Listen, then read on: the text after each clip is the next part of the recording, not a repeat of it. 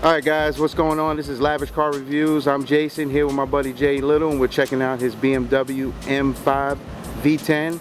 So tell us what you've done to the car, what's going on with the car as it sits. Right now it's got a VIS Racing carbon fiber front, or a carbon fiber hood and front splitter. Those were bought whenever I got the car.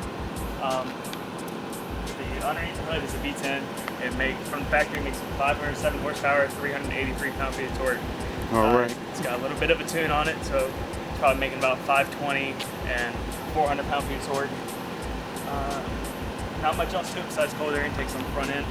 Okay. The fan is still running, specifically because it runs electronic fans in order to cool the transmission pump cooler and the engine oil cooler. Those are two things that are very key elements with this car, because it runs a SMG, which is a 7-speed single clutch semi-manual transmission, and those are kind of the fail points of this car. So keeping the oil in the correct viscosity is the main thing on this car. Excellent, excellent. So I noticed too you have some heat extractors on the top. Are those fully functional? They're fully functional. The only thing that I've got right now, since it's the spring and getting into the summer, I've got the rain covers in just to be sure that I don't get anything onto my dry filters. Gotcha. That looks good. Is that helping with a lot of downforce on the car? Or is it just more for looks? This car from the factory weighs about 4,000 pounds, so it's not really all about downforce. God damn, that thing weighs about as much as my Mustang does. Yeah, it weighs about 4,100, and the fan just kicked off. There it is. Doesn't really help with downforce, but it definitely gives ground clearance. This car also has lowering springs on it, and it has a special dampening controller inside the car in order to make the ride stiffer or softer, depending on if you want to drive it like the luxury car that it is. But it is luxury, but it's also a beast too. Yeah, it's never driven in luxury. Gotcha. So with factory BMW M Motorsport wheels, they always come with a M Motorsport brake, which is more than slightly oversized. Usually it's about 20 to 30 millimeters bigger, and it usually comes with 2 more pistons in your calipers. Okay, so how many pistons do you have in the calipers? This is a 2-piston. 2-piston, and okay. What it would come with a regular 5 Series is a single piston floating spring. Okay. This is also a floating spring caliper, but it comes with 2 pistons on it. Nice. All right, so let's go down the side and to the back here. So what's going on as far as exhaust and tail lights and things like that? I see, are those the original tail lights right there? No, whenever I got this car, they had clear tail lights, but the only thing that was red was the LEDs that were in them. And while I was in college, I go to a college town, and there's a lot of traffic and a lot of young people, and during the day you can't really see the brake lights whenever they were clear. So I opted to get some tinted tail lights. Can't remember the name brand, but they are LED tail lights. And then down at the bottom you've got Corsa axle backs, directly from Corsa. Everything else is stock, but it allows the V10 to sing, gives it deep enough tone.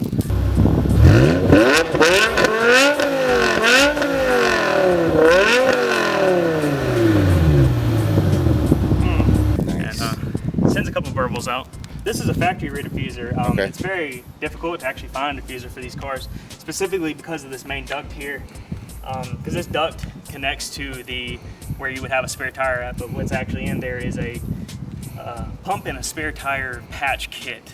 And this plastic actually extends down to the bottom of the car, and it's actually a full functional diffuser. Asymmetricals, those are 285, 35 by 19. 285s on the rear. What's the front got? The fronts are sitting on 255. 255.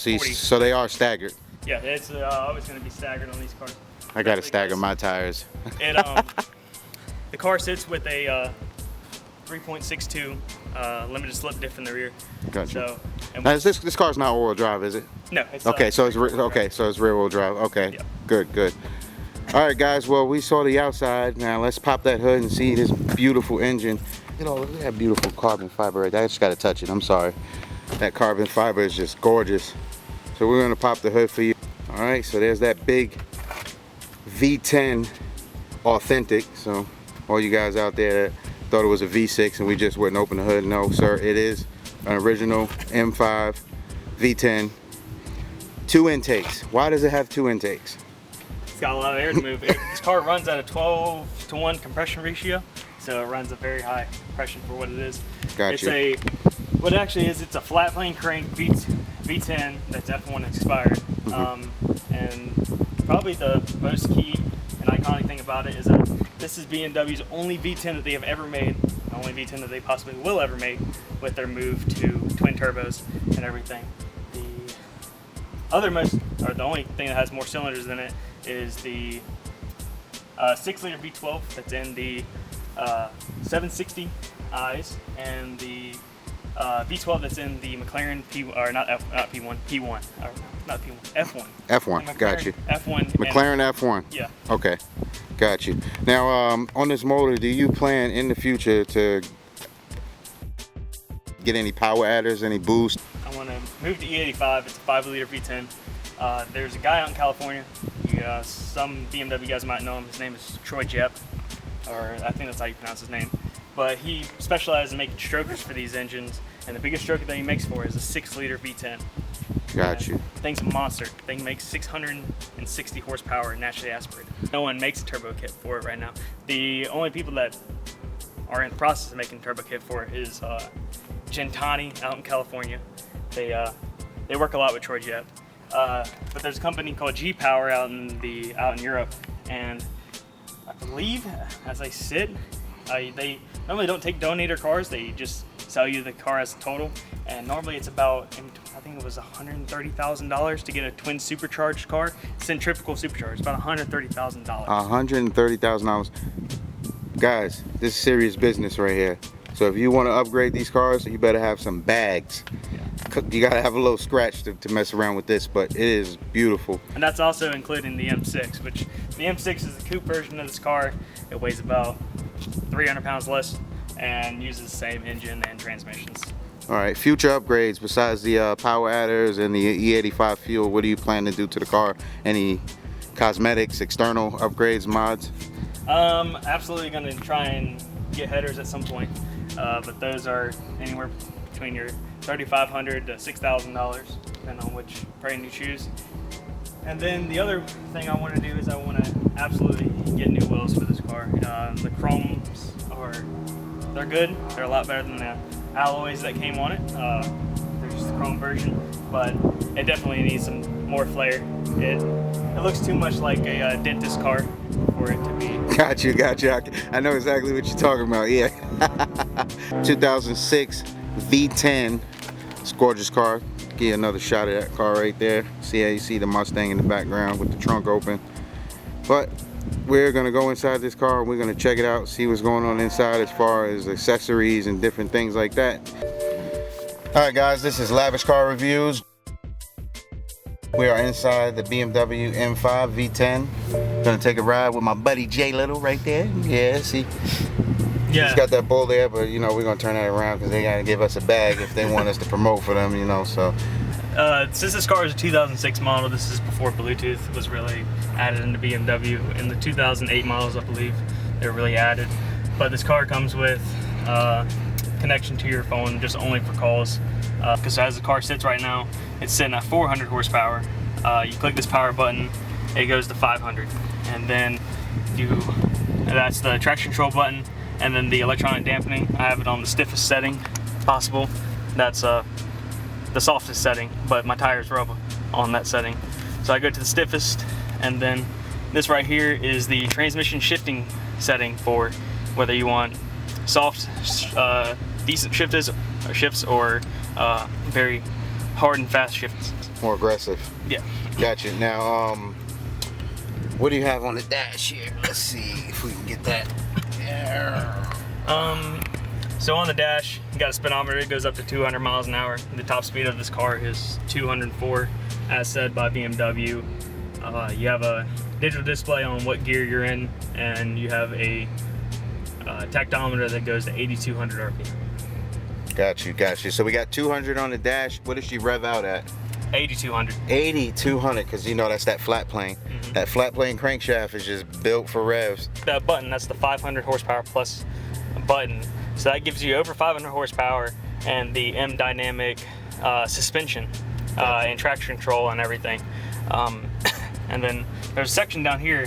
These are actually the bolsters in your seat. Right now I've got it on the stiffest, well, the race setting, which these actually will send, they'll blow up airbags that are in the side of your, inside of the passenger and driver seats. Adjustable bolstering. You press one button, 500 horsepower. Insane. I mean, I can't say much more about it. I'm ready to ride. Huh? But if you look right in front of my actual thing, you're gonna have to get into my eye line in order to get it. There is a heads-up display on what you can see. I see it. You can barely pick it up on camera, but it actually has a digital tachometer to show what gear you're in and what speed you're going and what RPM.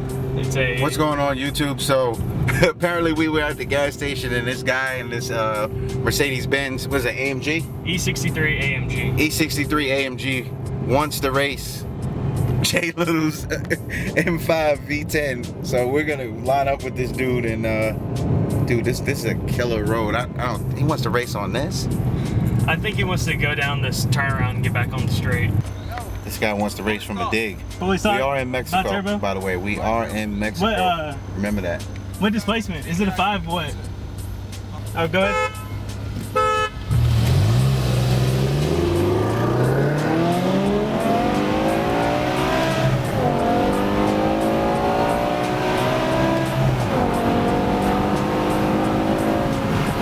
Oh, shit. I wasn't in M mode. Dude, let's go back. I wasn't in M mode. I was in 400. Woo!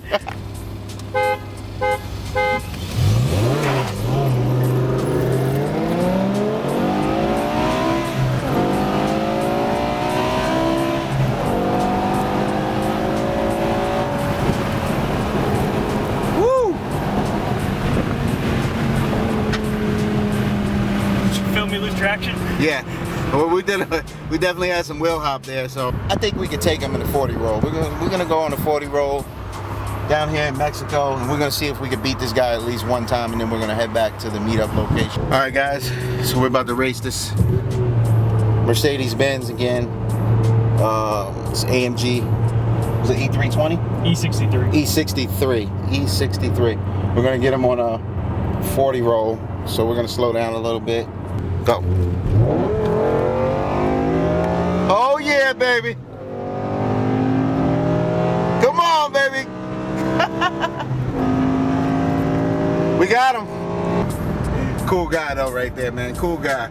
I'm gonna hit the section. And that's how it is, guys. Just car guys out here, man, just doing what they do, catching races. So we did those 2 runs from a dig, and then we did the 40 roll. And that 40 roll, I had confidence in my buddy right here, man. I knew he had him on the top end, see? That's why he wanted to run from a dig, because he's got all that initial torque with the turbos, but see, good old V10, horsepower up top. Horsepower keeps you there, torque gets you there. We'll be back soon. What is going on, YouTube? We're back at the meet spot. This is Lavish Car Reviews. I'm Jason. I want to thank Jay Little for bringing out his BMW M5. Also, I want to thank him for that race. That was awesome. Even though we lost the first 2, we caught him on the 40 roll, so that was pretty cool. But just like, again, I want to thank him for bringing this car out, sharing this car with you guys, sharing this car with us, and hopefully we'll be doing his next car, which he has another BMW that we're going to check out soon. And stay tuned for that. That video will be coming soon. So yeah, like, subscribe, comment, hit that notification bell. Right below, right there. Yep, you see it. And we'll be back soon. Peace.